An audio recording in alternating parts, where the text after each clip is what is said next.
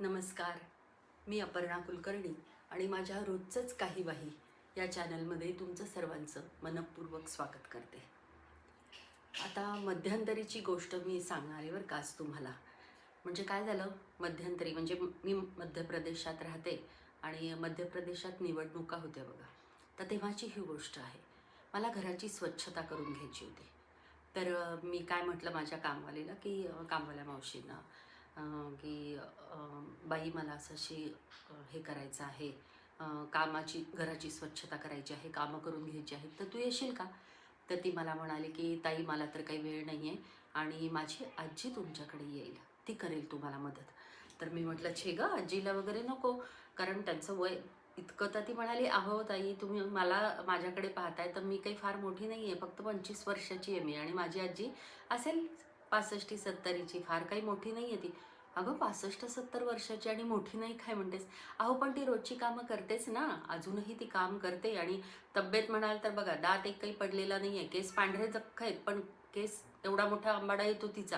म्हणजे तसं काही तुम्ही समजू नका, अतिशय व्यवस्थित आहे आणि काम खूप छान करते, स्वच्छ करते. लखलखीत काम करायची तिची सवय, तुम्हाला तिचं काम नक्की आवडेल. पण मी म्हटलं अगं मला नाही बरं वाटत आहे असं 70च्या बाईकडून काम करून घेणं, एकदा भेटा तर तुम्ही, असं म्हणाल्यामुळे मी म्हटलं बरं ठीक आहे चल घेऊन ये तिला. आणि ती तिच्या आजीला घेऊन आली. काय चुणचुणीत म्हातारी, खरंच सांगते. म्हणजे आल्या आल्याच एखाद्याकडे बघून ना प्रसन्न वाटतं, तसं मला त्या बाईकडे बघून प्रसन्न वाटलं. स्वच्छ होती. आणि आल्या आल्या तिची सुरू झाली की मग कुठून सुरुवात करायची ताई सांगा मला. मी म्हटलं नाही नाही, एक मिनिट आधी आपण बोलूयात. ती म्हणाली त्यात काय बोलायचं, घराची स्वच्छता तर करायची, त्यात बोलण्यासारखं काय, हे तुम्ही ऑफिसच्या कामासारखं करायला लागलात. माझा काय इंटरव्ह्यू घेणार का, म्हणजे तिला असं म्हणायचं होतं की मुलाखत, इकडे हिंदी बोलतात, माझी काय मुलाखत वगैरे घेणार का. म्हटलं नाही नाही तसं काही नाही, पण तुम्ही करू शकाल का, 3 बेडरूम, हॉल, किचन, घर तसं मोठं आहे आणि एवढी सगळी स्वच्छता करायची आहे. तर ती म्हणाली तुम्ही करता ना. मी म्हटलं हो माझंच घर आहे, पण मलाही एकटीला होत नाही, म्हणून तर मी मदतनीस बोलवते आणि म्हणून तुम्हाला बोलवते. जर मलाच होत नाही माझी काळजी करू नका म्हणाले. मी खूप ठिकाणी कामं करते आणि बघा कसं लख्ख काम करते आणि मला फार काही नाही, फक्त गप्पा मारायला लागतात म्हणाले. एक कप चहा द्या आणि गप्पा मारा, बघा तुमचं घर कसं स्वच्छ लखलखीत करून सोडते. तर मी म्हटलं एका दिवसात होईल हे सगळं, कशाला काही करायची. म्हणाली 2 दिवस करू की, 2 दिवस येते, आज थोडं करेन उद्या थोडं करेन. तर मलाही ती बाई पटली, मनापासून पटली आणि मी तिला म्हटलं ठीक आहे की उद्या ये तू. मग वेळ ठरली त्याप्रमाणे ती आली आणि तिने आल्या आल्या घराचा ताबा घेतला. घरातून कुठून सुरुवात करायची, काय करायची ते सगळं सांगितलं आणि तिने लगेच झाडू वगैरे घेऊन कामाला सुरुवात केली. बरोबरीने तोंडाचा पट्टाही चालू होता. सतत काही ना बाई सांगत होती आणि तिची सांगण्याची शैली जी होती ना ती खूप विनोदी होती. म्हणजे स्वतःच्या दुःखावर हसता सुद्धा आलं पाहिजे, त्यातली ती होती. सतत आयुष्यात किती टक्के टोणपे खाल्ले हे सांगताना सुद्धा तिचा सूर कुठेही नाराजीचा अजिबात नव्हता. नाराजीचा तर नव्हताच नव्हता, पण ती स्वतःच्या दारिद्र्यावर, दुर्दैवावर हसत होती आणि सतत काहीतरी विनोद करत होती. आमचं काय जगणं हे असंच बघा वगैरे असं सांगणं तिचं चाललेलं होतं. तिचा तो सकारात्मक ॲटिट्यूड बघून ना मला खूप शिकायला मिळालं. म्हणजे माणूस शिक्षणानेच फक्त शहाणा होतो असं नाही, तर अनुभवाने जास्त शहाणा होतो हे आपल्याला माहिती आहे. त्या अनुभवामुळे आलेलं, तावून सुलाखून आलेलं ते शहाणपण होतं आणि ते माझ्यापर्यंत पोहोचत होतं. आणि मला तिचा तो सकारात्मक ॲप्रोच खूप आवडला. पण मुद्दा हा नाहीच आहे. तर मी तिला विचारलं, गप्पा मारत मारत असताना मी तिला म्हटलं की काय मग मतदान केलं का तुम्ही. तर हसत म्हणाली मग केलं की. मी म्हटलं कोणाला, खरं तर विचारू नये पण तरी आपलं विचारलं की कोणाला केलं. तर म्हणाली नाही नाही असं सांगायचं नसतं आणि मला खूप बरं वाटलं की ही जागरूकता आलेली आहे लोकांमध्ये. तर म्हणाली नाही नाही असं सांगायचं नसतं. मी म्हटलं नाही ठीक आहे सांगू नका तुम्ही, पण म्हटलं की इतके लोक काय काय सांगत होते की निवडून आलो तर आम्ही हे देऊ, निवडून आलो तर आम्ही ते देऊ आणि खूप गोष्टींची चर्चा होत होती.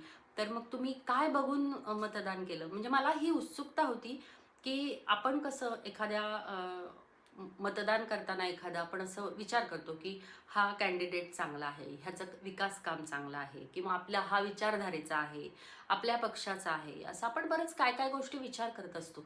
तसं ह्या बाईंनी काय विचार केला असेल ही मला खूप उत्सुकता होती. तर मी तिला विचारलं की तुम्ही काय बघून मतदान केलं. तर ती मला म्हणाली, मी खरं सांगू का, मला काय हवंय हा विचार करून मी मतदान नाही केलं, मला काय नकोय हे मी पाहिलं. आणि मला ते खूप आश्चर्यकारक वाटलं. मी म्हटलं म्हणजे, ती म्हणाली सांगायला तर काय सगळेच जण मी हे देईन, मी ते देईन, मी ते देईन म्हणत होते, पण मला निवडून देताना, एखाद्याला मी मत देताना मी हा विचार केला की हे असलेला माणूस मला नकोय, अमुक एक गोष्ट असलेला माणूस मला नकोय. आणि ते केल्यामुळे मला खूप जास्त क्लिअर झालं की मला मत कोणाला द्यायचंय. म्हणजे हे ते तिने तिच्या भाषेत सांगितलं, ग्रामीण भाषेमध्ये, हिंदीमध्ये. हे मी तुम्हाला, तो जो मतितार्थ होता तो मी तुम्हाला आत्ता सांगते. किती साधी सोपी वाटणारी गोष्ट, पण किती महत्त्वाची गोष्ट आहे बघा. मला म्हणजे थक्क झाले मी त्या विचाराने की खरंच आपण असा विचारच करत नाही. प्रत्येक वेळेस मला हे हवंय, मला ते हवंय, मला अमुक हवंय, मला तमुक हवंय, असा विचार आपण करतो. पण मला हे नकोय असा विचार आपण कधी करत नाही. आणि तो विचार जरूर केला पाहिजे. नाहीतर मग काय होतं की आपण गोष्टी घेत राहतो, साठवत राहतो, आणि मग नंतर असं वाटतं खरं तर ह्याची काही गरज नव्हती, पण तेव्हा त्यावेळेस आपण ते घेतलं आणि त्याच्यामुळे फ्रस्ट्रेशन यायला लागतं. त्याच्यासाठी मला काय नकोय हा विचार जर केला, म्हणजे अमुक एक गोष्ट नसली तर त्याने माझ्या आयुष्यात काहीही फरक पडणार नाही, हे जेव्हा मला क्लिअर होईल, तेव्हा माझ्या विचारांमध्ये सुद्धा गोष्टी क्लिअर असतील की मला काय हवंय. मला काय हवंय हे नक्की समजण्यासाठी मला काय नकोय हे आधी समजायला हवं. आणि ही गोष्ट मी तिच्याकडून शिकले. अर्थातच तिने घर खूप स्वच्छ केलं आणि माझ्या विचारांनाही मी त्या निमित्ताने स्वच्छ केलं. आणि मला हे जाणवलं की इथून पुढे मी नक्की ही गोष्ट नसल्याने मला काही फरक पडणार आहे का, हा विचार मी नक्की करेन. आणि त्यामुळे काय नकोय याची क्लिअरिटी मी नक्की येऊ देईन. हा भाग तुम्हाला कसा वाटला कमेंट्समध्ये तुम्ही नक्की सांगा. आणि तुम्ही पण इथून पुढे विचार करताना मला काय नकोय ह्याचा विचार करा. ही गोष्ट नसल्याने मला फरक पडणार नाही हे जेव्हा जाणवेल, तेव्हा काय हवंयची क्लिअरिटी येईल. तर नक्की तुम्ही कमेंट बॉक्समध्ये मला सगळं तुमच्या विचारांविषयी, तुम्हाला काय वाटलं त्याविषयी सांगा. हा भाग लाईक करायला विसरू नका, माझं चॅनल सबस्क्राईब करायला विसरू नका. तोपर्यंत भेटतच राहू आणि गप्पा मारत राहू. याल ना?